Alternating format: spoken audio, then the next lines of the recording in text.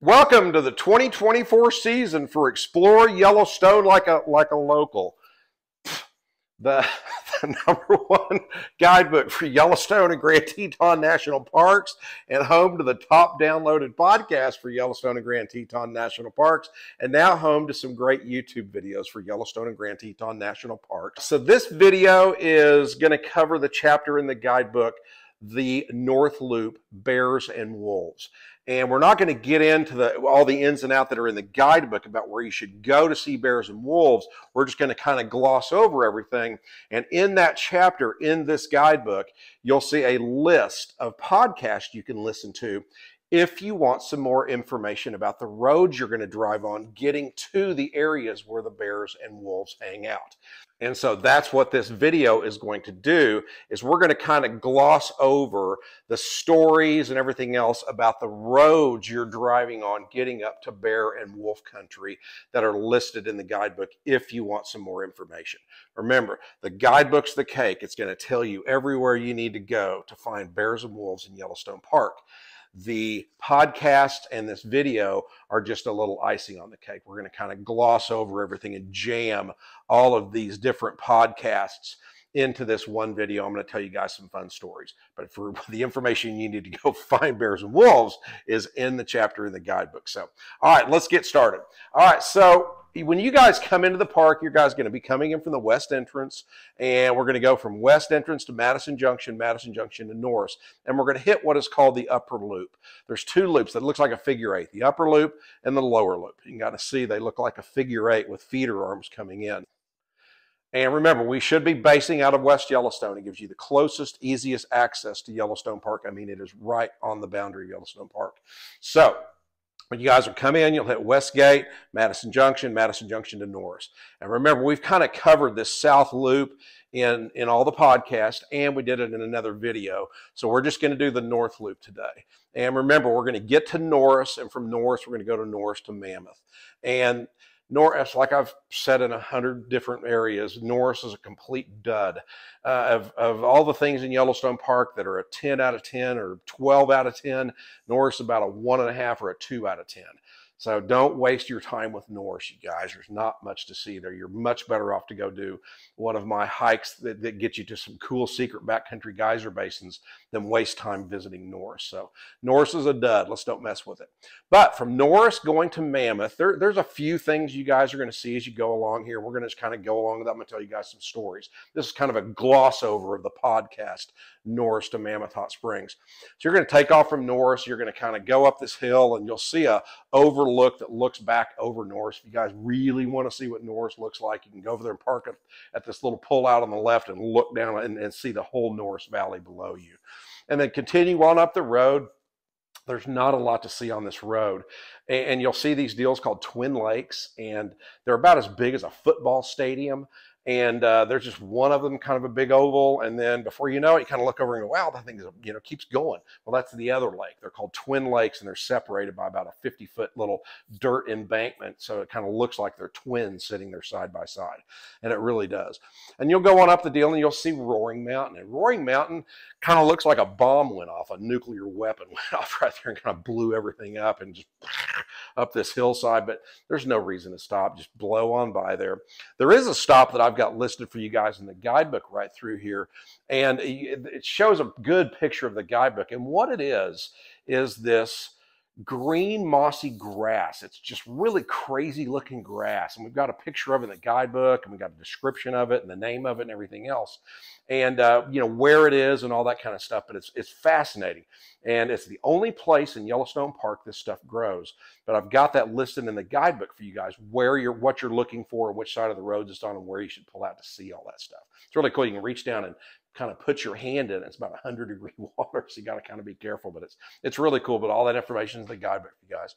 And you keep on trucking up. You'll go by Obsidian Cliff. Obsidian Cliff is really neat. It's a historical stop back in the day, and but the road goes right by it. But what you'll see in Obsidian Cliff is just this rock face about 80 feet tall, is black glass kind of embedded into the rock. It's just a lava flow that picked up a bunch of this black glass from underneath the earth and brought it up with it.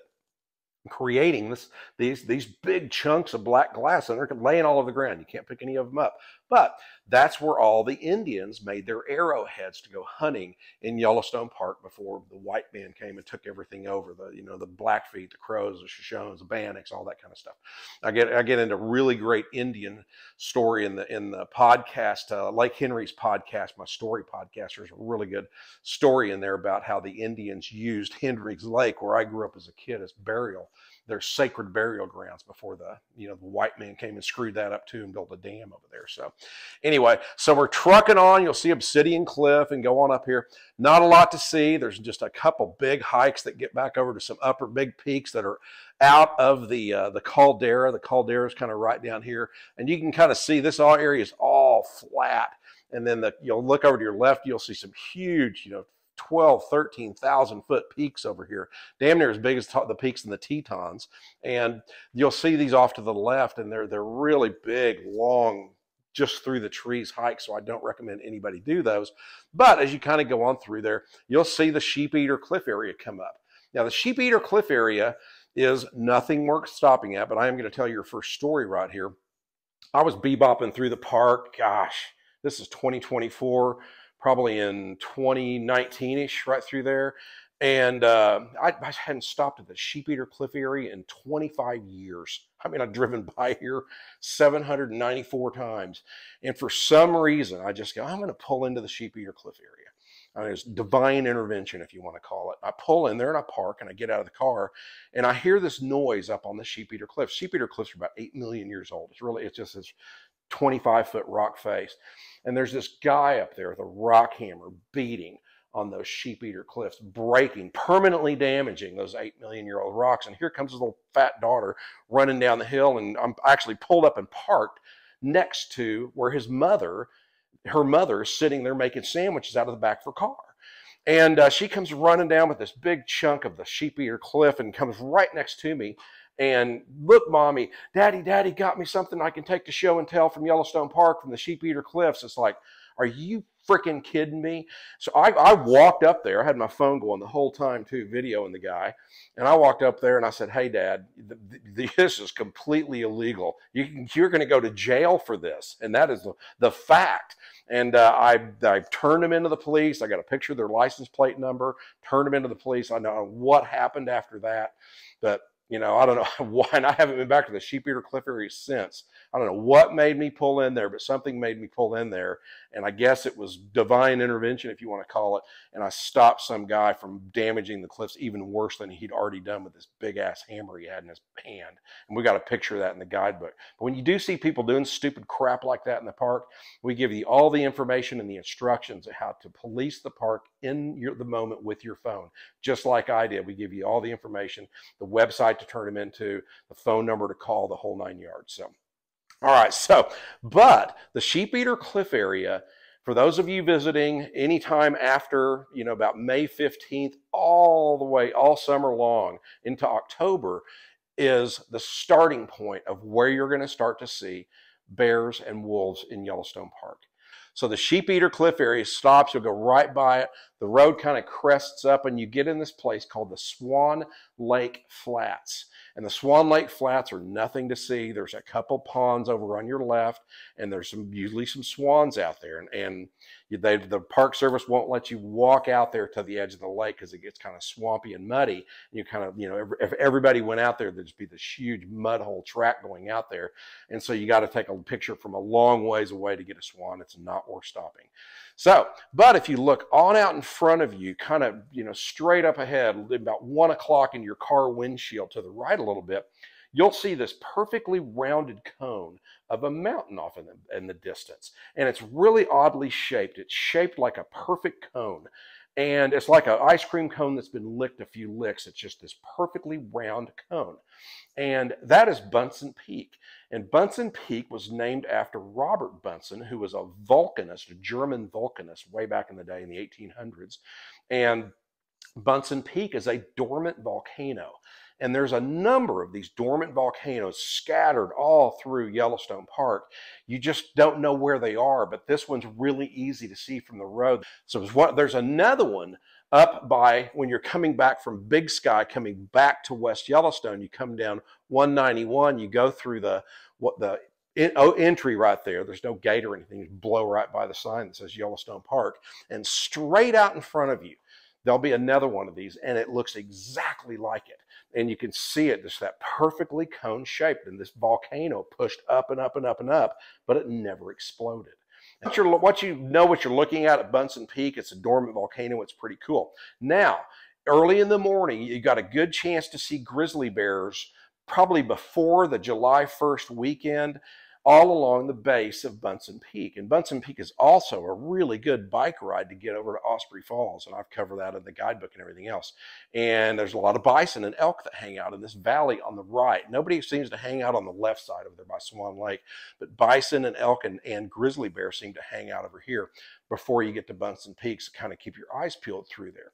But it's always a good place to somebody that gets up early in the morning will kind of look up there on the side of Bunsen Peak, and you might see a grizzly bear or two. But it's not the best spot, but that's your first chance to see bears. You're going to go through Golden Gate Canyon. You're going to swing down through there, and take note that the road kind of cantilevers out across Golden Gate Canyon. It kind of sticks out in midair. And back when the park was opened up, when Hiram Chittenden laid out the park roads, for some reason the park road even ran through then, but that road was wood. They had it supported with giant wood beams coming back in on the side of Golden Gate Canyon. Why they didn't go around or something else, who knows? But yeah, that same road is there today, but it used to be made out of wood when, horses and horse-drawn carriages and Model T cars were the mode of transportation in the park. It's pretty cool, actually. So once you get past Golden Gate Canyon, you'll go through this little area called the Hoodoos, and it ends like about as fast as it started. It's literally about a half a block long, a couple hundred yards long, but it's these weird rock formations. It's really crazy looking, and these only exist in about 3 places I know in Yellowstone Park, and I get you to all those in the guidebook. But in that one spot, when horses and horse-drawn carriages were the main mode of transportation in Yellowstone Park, more people were killed in that 1 block long section than the rest of Yellowstone Park combined, because those hoodoos spooked all the horses and everything else, and they'd run off and go diving into the canyon and da-da-da. That's where all the people got killed. So anyway, so trucking on down. But right past the hoodoos, in this little section of road heading down the hill towards Mammoth, is a great place to see black bears. Now, this is the first chance you're going to have to see a black bear. And for some reason, black bears just kind of run up and down this road through there. You'll see them, if we're in there in May and June, I'd say you've got a 30% chance to see black bear through there. And once you get down to the Upper Terrace Drive area down there on your left, then that kind of ends. It's only about half a mile long, maybe a mile long area right through there. But you'll see photographers that ply their trade trying to get a picture of a bear or something, just driving back and forth. They're just going to go back and forth, waiting for a bear. They'll drive up and down there for hours waiting for that black bear to show up, because they are there. I promise you they're there, but they got to get close enough to the road. The trees are in there, but they're sparse enough that you can see probably close to 100 yards in either direction on the side, so you can kind of see. The trees aren't real thick, so you can see a distance and see a black bear out there. All right, so once you get down to Upper Terrace Drive, that little black bear area kind of ends right through there. And Upper Terrace Drive is covered in depth in the guidebook, what you're going to see. There's some great videos on our private YouTube page, and there's some great pictures in the guidebook of what's on Upper Terrace Drive and what you should see on there. And so once you get down to Mammoth, you'll kind of zigzag down the hill, and you'll come down to Mammoth and everything else. And in the guidebook, I tell you everything you need to know about Mammoth.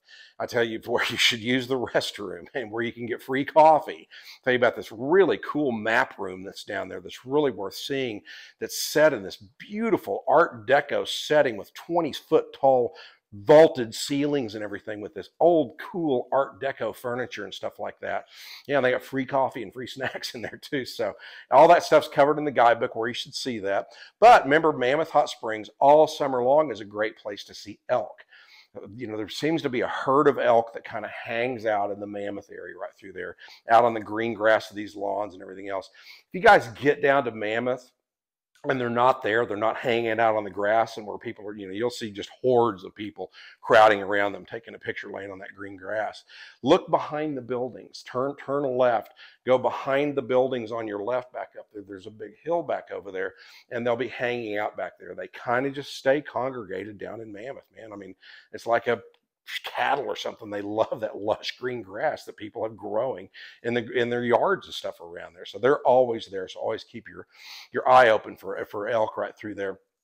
All right, and in the guidebook, I cover what's in Gardner. Gardner's right down the hill and everything else. And remember, the road down to Gardner got washed out in the floods of 2022, and so that road's gone. But Cam Shawley and Sarah Davis built a new road, kind of swinging out to the far west, and that road, it kind of follows the old stagecoach road that used to come up from Gardner up to Mammoth back in the day. And they built a new road over there. It's well away from the Gardner River. The Roaring Springs swimming area is done. It's gone. It's washed out forever. It'll never open back up, is what I've heard. And then, but in Gardner, I tell you where the place you guys can go, which was one of the muses for Jimmy Buffett writing the song "A Cheeseburger in Paradise." And it's really cool. The story goes that he had a home outside of Gardner in this area called Paradise Valley. And he would always come into this restaurant that I've got listed in the guidebook for you guys to get a cheeseburger there, hence the name, Cheeseburger in Paradise. So, but all that's covered in the guidebook for you guys. And then once you kind of, make the next loop. So the next thing in the guidebook, the next podcast listed in the guidebook for you guys, if you want more information about the road you're driving on and hear some stories, which is what we're going to talk about next, is from Mammoth to Tower. We're going to kind of keep swinging around the loop over here. So once you leave Mammoth Hot Springs and you're heading towards Tower, the turn's easy to miss. It's very poorly marked, and it's a dead right turn. It's just like a T intersection right there. And I tell this really, really good story in the podcast, so I'm going to tell it here. That's one of the better stories. God, this was back in 2012-ish, and this guy, they came out with a new video. I've got a frequent hiker card. So every time I go get a backcountry permit to go hiking in Yellowstone Park, I don't have to watch that video again. I just whip out my frequent hiker card, but all the rangers know me anyway. So I go in here to get a backcountry permit. And so I go in there and I said, "Hey man, I've seen the video a million times. Here's my card," and all this kind of stuff. He goes, "Well, we've got a new video." He goes, "You have to watch this one. I've been instructed for no matter who it is, they have to watch the new video." So, all right, no big deal. And so it was much better. They teach you, if you're newbies and you're going back hiking in the backcountry, you guys really need to watch it. It tells you, how the campsites work, how to throw your food, how to make sure a fire's dead out, and da-da-da-da-da. If you get attacked by a bear, what you should do, and all this stuff. It's really a good video for you. If you've never been hiking in the backcountry, then you definitely need to watch it. So I was watching it, and it's got this girl talking on there, and she's really well-spoken and explaining everything, and she's got a couple of her buddies, and they're kind of doing this and that and the other and throwing food, showing you how to do the knot right, and And so I finished the video, and I go, "Well, that was much better than the old video." And he goes, "You think?" And I said, "Yeah, I think so." And I kind of caught this, tinge of sarcasm in his voice.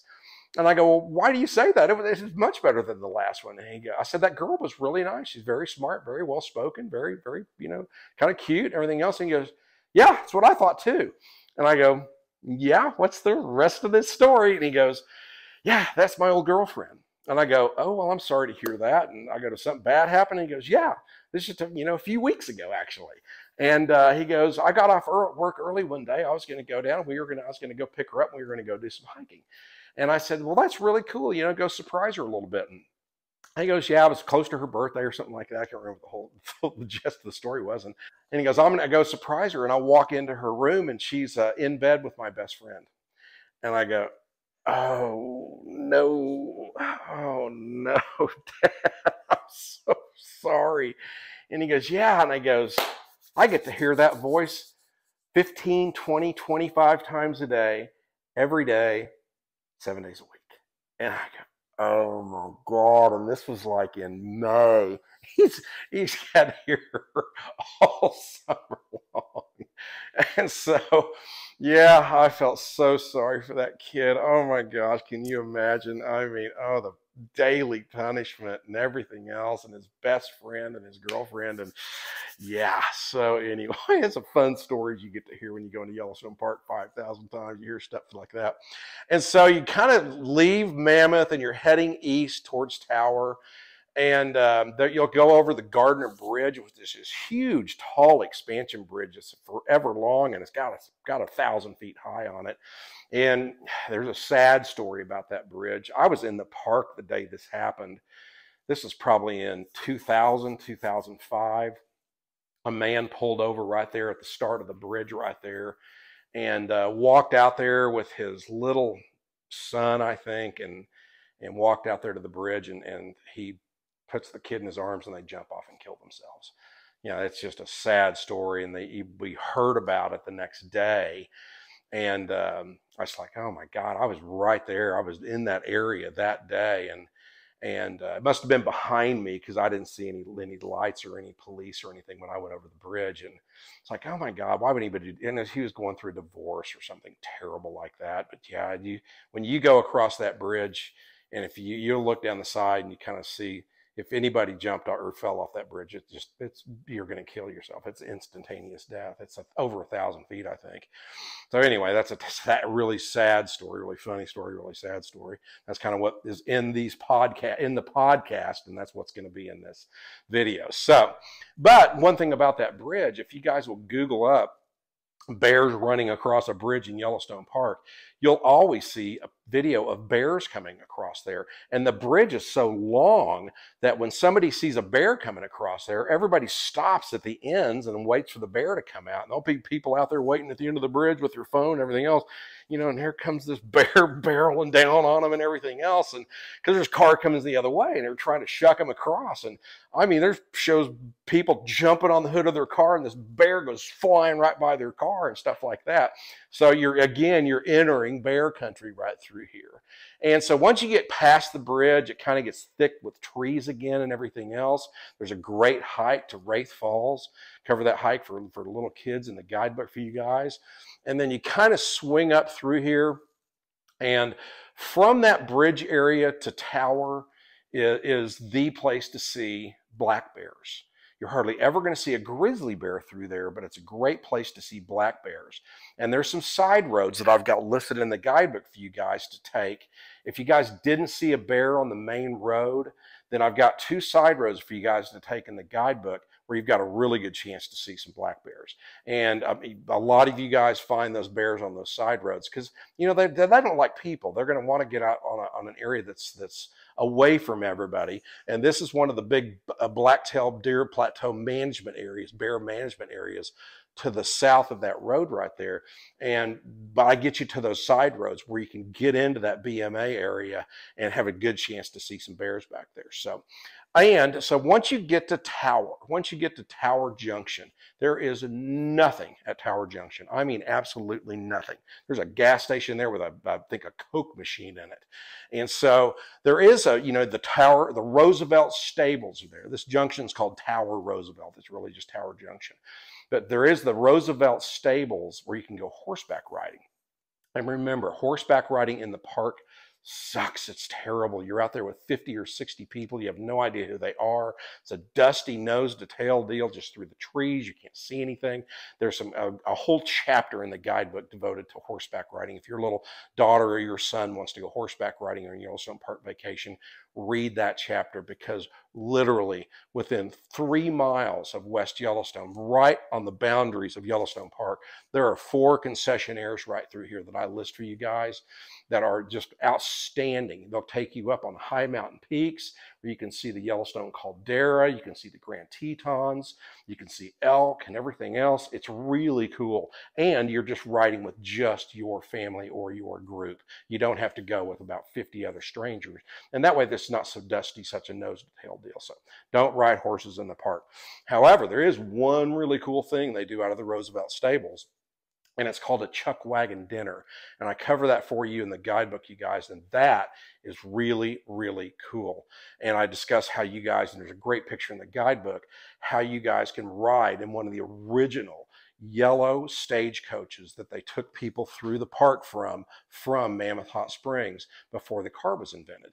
And they take those out on that chuck wagon dinner. But all that information, how to do that, who you call, who you book your tour through, and everything else is in the guidebook for you guys. But that's pretty cool. All right, and then so once you're at Tower Junction, we're going to leave Tower Junction and we're going to go up the northeast entrance road like we're heading towards Silvergate and Cook City up here. And so once you swing down through here, again, I've got some great side roads for you guys to go down to find some bears and everything else. And this is about the only road in the park where you're ever going to see a wolf. And we kind of tell you what to look for in the deal. There's a real trick to finding wolves in Yellowstone Park. And trust me, wolves are extremely hard to find in Yellowstone Park.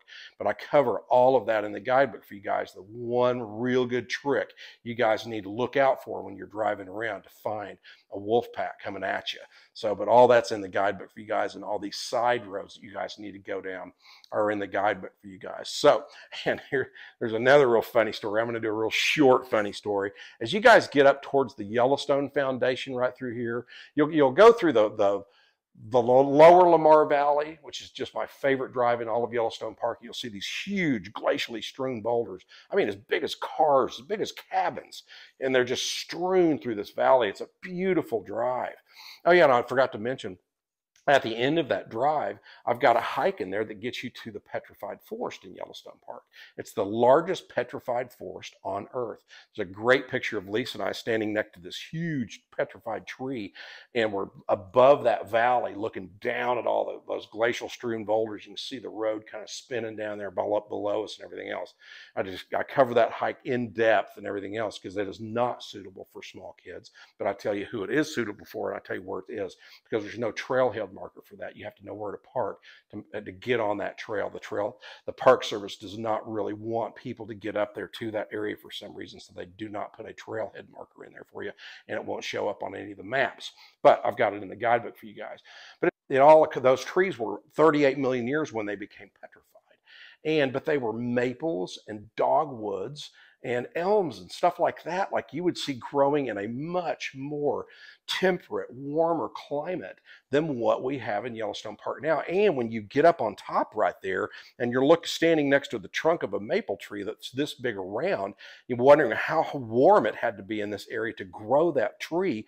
And then you look down in the valley and you see glacial strewn boulders, and knowing that there was a 200 or 300 foot thick glacier streaming through there. So you talk about global warming, and then you talk about global cooling. Everybody talks about that now, but that one little area kind of really shows you how at one point in time this area was 40 or 50 degrees warmer than it is today. And then we look at the glaciers and the glacially strewn boulders in the valley, and you think how much colder it had to be. It had to be 40 or 50 degrees colder year round for that glacier to exist. So you got a real cool example, a visual example of global warming and global cooling right in front of you. So it's really cool deal. And oh, by the way, back at Mammoth, where I told you the story, you go in about the kid had to listen to that story of his girlfriend cheating on him.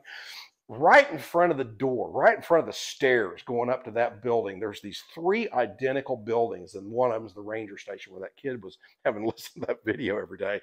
There's a stump, a petrified tree stump, sitting right out in front of the bottom of those stairs, 38 million years old. And everybody just walks right by it because they don't know what it is. And, if you guys want to get out, and if you don't want to hike up to a petrified tree up there because it's a pretty tough hike, you guys can go sit on that petrified tree stump right in front of that second building. I think it's in front of that second building. It's about that big around, about that tall. Yeah, it's just not every day you're going to get to go touch something that's 38 million years old or sit on it and take a picture. It's really cool. So once you get to the petrified forest up here, the road kind of goes through this really tight canyon, and you kind of swing up through there, the Lamar Canyon, and then it'll open up and you'll be in the second meadow, or the upper Lamar Canyon meadow. And you will notice that there is no glacially strewn boulders. That glacier couldn't break through that Lamar Canyon right there. It's very rocky, very rough, and everything else. That glacier got pushed back up to the north over there. it's really kind of interesting for, the geologists in the group, the amateur geologists are going to kind of take notice of that. I think it's really cool when I drive through there. And that Lamar Canyon's top notch, man. And there's a couple pullouts on the right. Man, that water's just getting it down through there. It'd be fun to kayak through there until I got thrown in jail. So, but anyway, you're going to get to the Yellowstone Foundation up here. You'll see that on your left. And you'll just see a number of pullouts. And you'll see people pulled out there with spotting scopes and binoculars and all that stuff. And they'll all be pointing in one direction. Just ask them if they've got anything. And if they've got something cool that's, decent enough to see, you can pull over and look at it. And you guys remember, don't worry about having a really badass set of Nikon binoculars or a spotting scope on a big tripod or something like that. Everybody that's got that stuff is more than happy to let you look through it. You can put your phone down on somebody's spotting scope and there'll be a bear over there, God, 500 or 600, 700 yards away. I mean, he looks like a speck, but you look through these badass spotting scopes that these people have, like I have. I'm set mine up for people to look through. You can put your phone down on it. It looks like that bear is about 15 feet away. Click like a quick picture real quick. It looks like that bear is right there. It's really cool. So don't worry if a bear is real far away. Just pull over and everybody will be happy to let you look through their stuff to get through there. So here comes your next story. Anybody that's watching this video has heard the story of Forrest Fenn. And I'm going to kind of do the real shortened version. I get into the longer version of this in this podcast. But Forrest Fenn was this guy in Santa Fe, New Mexico. And he had an old janky turquoise old coin shop kind of off the square right there in Santa Fe. And the business is failing and all this stuff and yada, yada, yada. So he comes up with this ploy to bury a golden box filled with supposedly $2 million worth of gold coins and jewels and all that kind of stuff. And so this box is like 4 inches by 5 inches by 1.5 inches tall. So basically it's going to have to be filled with diamonds or something like that to reach that $2 million mark. But it's full of turquoise and jade and old coins and this kind of stuff. So, there's a lot of holes in this story. But I read this story in GQ magazine. This guy, this actual police officer in Seattle, Washington, had been to Yellowstone Park, fell for this poem this guy wrote, which the poem supposedly told you where this gold coin was buried. And he was certain that right there when you see the Yellowstone Foundation on your left, that it was across that meadow over there on the far right where the hill comes down, where people are kind of hunting for bears and stuff over there. And so he is broke. His wife's divorced him. He's lost his job on the force. Everything else, he spent weeks, if not months, in jail at this time. He's got fines and he's got warrants out for his arrest, the whole 9 yards. But he is convinced that this trip is going to be the one where he finds the gold box and redeems himself and gets his wife back and all this stuff, and he's going to be rich. Well, he gets over here, borrows somebody's car, or borrows a rental, has some guy rent him a rental car in Seattle, borrows some money from him. He tells him he's going to go look for work. Well, of course, that's a ruse. He drives straight to Bozeman, goes to the Walmart, buys an inflatable raft about this big with some plastic oars in it, and he comes to Yellowstone Park in the first week in May. And I'm telling you guys, Yellowstone Park, the first week in May, there's more snow on the ground than you can see grass anywhere. And it's cold. And the Lamar River that runs right there along the road that off to your right that you're looking at right there, that thing is moving. I mean, it's got ice chunks as big as car motors sliding down that thing. I mean, it's just hauling ass. And so he gets there in the evening. He blows up this stupid raft. It's got all his little shovels and everything. He is convinced that that box is buried over on the side of the hill. Well, he launches in that boat. Of course, the boat tips over the first time he gets in it, just instantly, but he is not to be deterred. He swims to the opposite bank away from the road because he is going to go find that box of gold, and he barely gets out of the water. Everything's gone. All the tools are gone. The boat's gone. Everything's gone. He walks over there and it's becoming dark. It's getting nighttime and he's just soaking wet, freezing cold weather. He finds a log. He's digging over on this hill. It's just complete waste of time. It's completely pointless. So he walks back to the road. By the time he gets back to the road, it's dark. Nobody can see him. And, flashlight's gone. Everything's gone. So he gets in a buffalo wallow and he lays down in this buffalo wallow basically to die. And he thinks he's going to die of hypothermia that night. And he probably should have, but he doesn't. And so he makes it through the night. He gets up, he wakes up, oh my God, I'm still alive, and takes off his t-shirt. Some cars are driving by just like you guys. Well, that dumbass didn't know that he could have walked about half a mile up to Soda Butte and there was a bridge across the river. He just, he's too stupid to know that. Didn't do his homework. And so he's waving everybody down. A ranger sees him over there.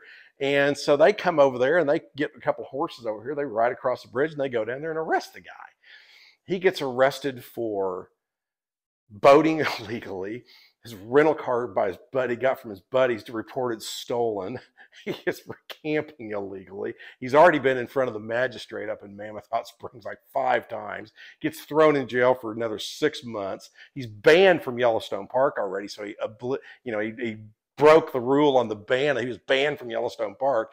He gets banned for 10 more years or something from Yellowstone Park. Ends up, spent another 20 grand in fines and everything else. But he was not alone in this effort. He was not the only idiot out there.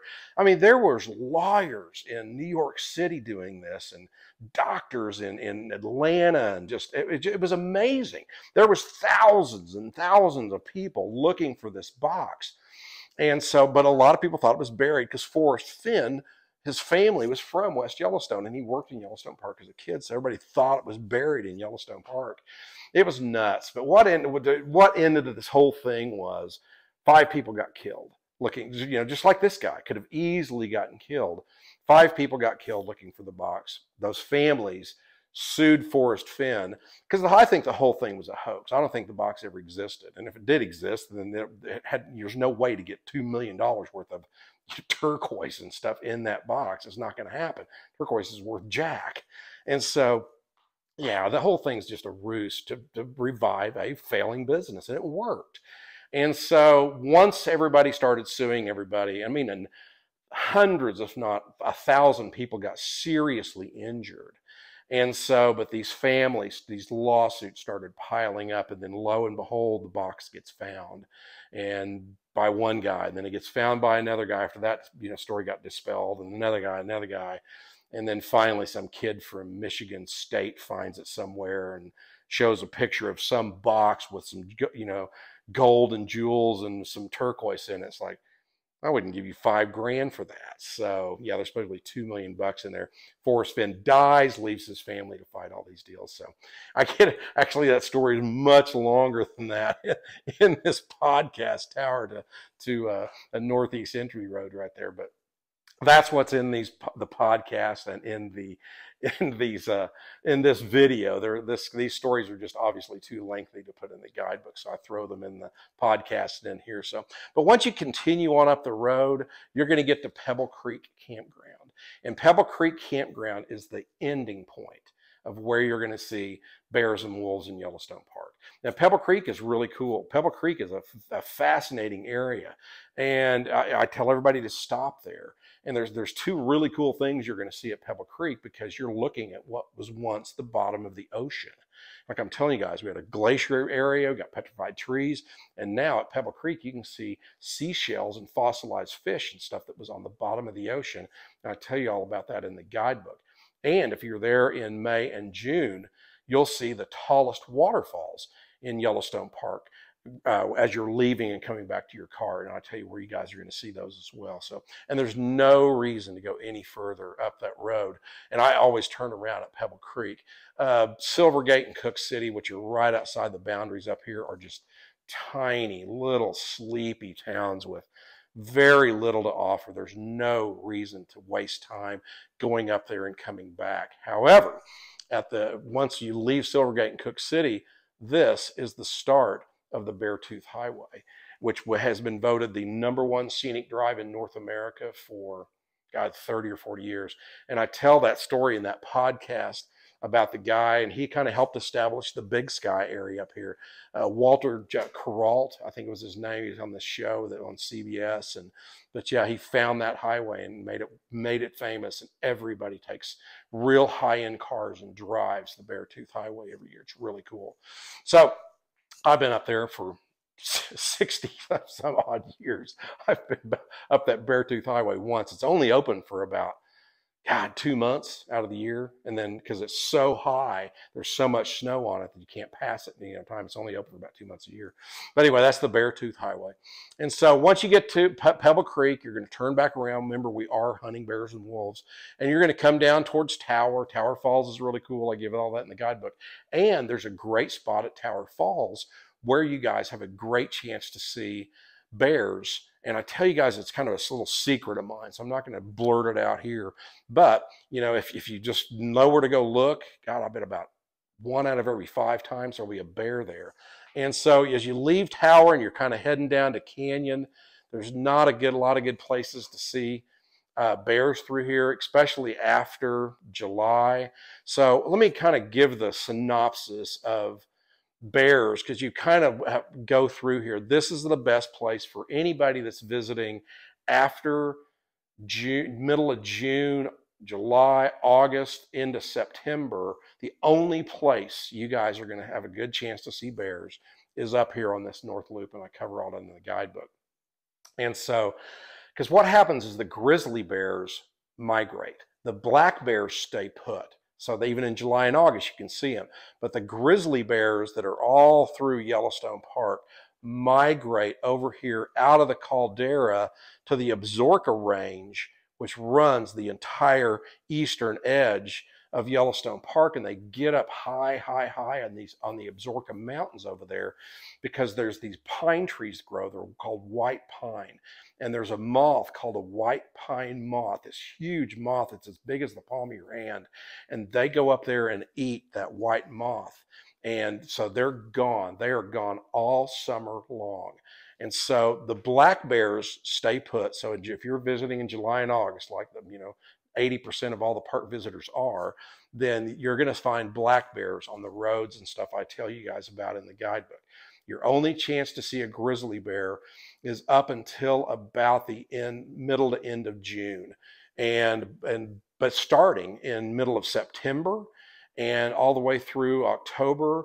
And that's when those bears start to migrate back. And remember, they're going to the same place. They're going to the same area where they've got a den set up so they can hibernate. So those bears all start migrating back into the park late in September. Starting about September 15th is when I start seeing grizzly bears again. So that's just another good reason to visit, in my opinion. Like I go into the park and I go over all this in the Planning Your Yellowstone Vacation chapter. I get up there May 15th. Everything's open. You don't have to worry about the Old Faithful Inn or anything being closed. And then I leave around the July 1st weekend. I come back right about the 1st of September, and I stay till about the 2nd or 3rd week in October when I get snowed out.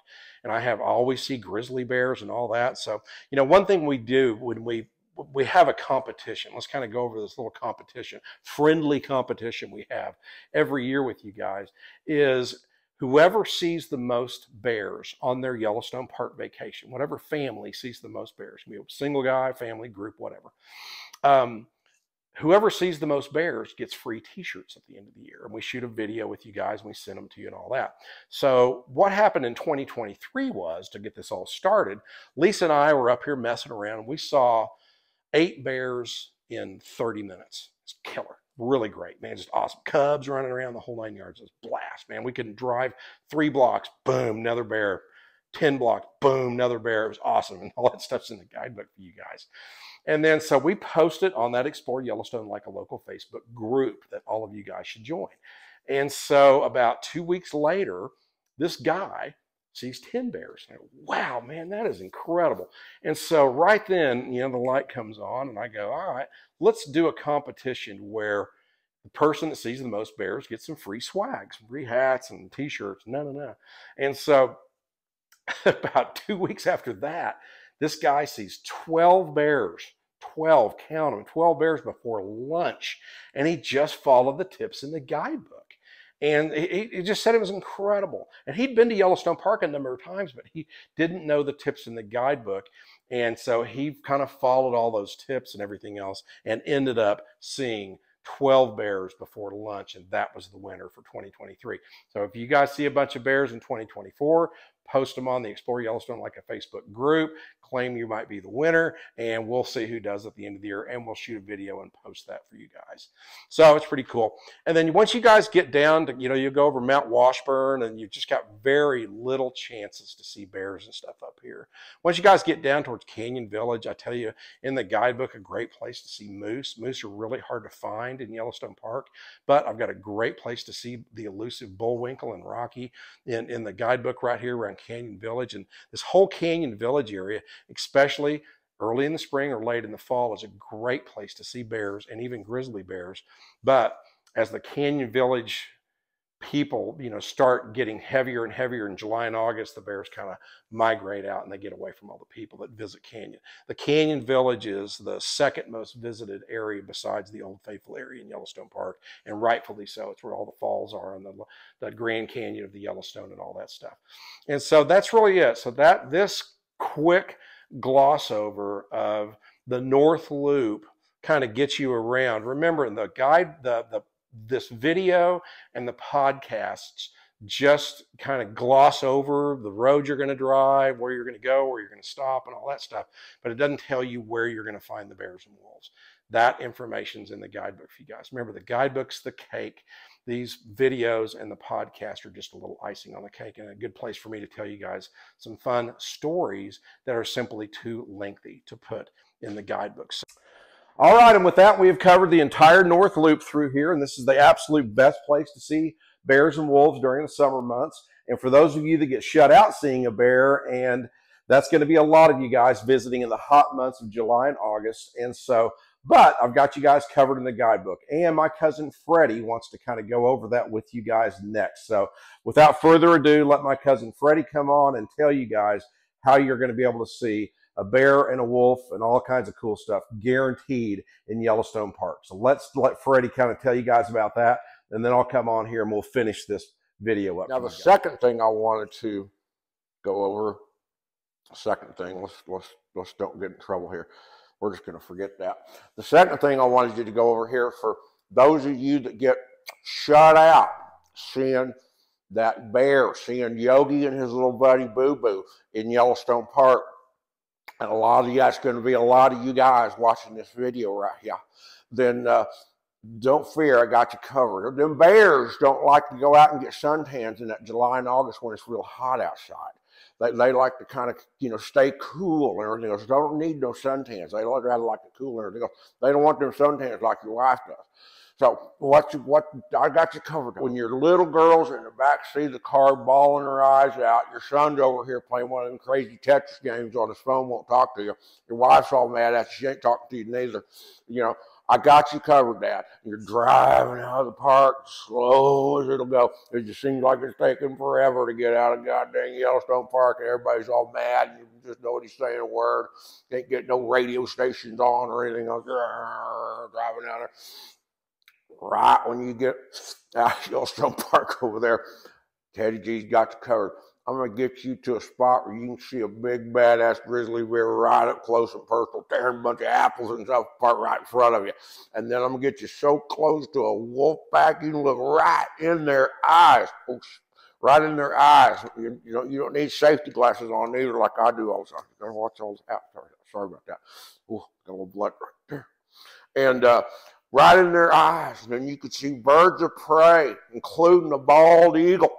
And you're just going to walk through this menagerie of beauty and animals and everything else. You're going to walk through there. It's just a menagerie of animals and things that you wanted to see in Yellowstone Park, but then your little girl's going to have a grin on her face, ear to ear.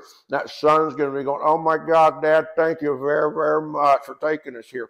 And your wife's going to be, boy, I'll tell you what happens later on with your wife's just your business, but just you can thank me later. And then also in there, they've got this otter display, which is, so I've been told, is the best otter display on planet Earth.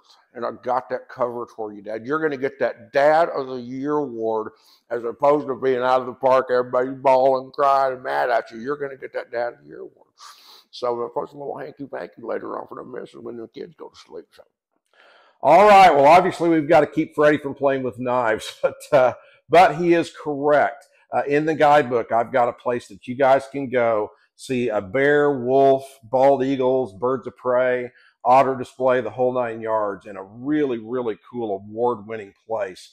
And I've got all that information for you guys in the guidebook. And yes, Dad, you will win that Dad of the Year award, I promise you.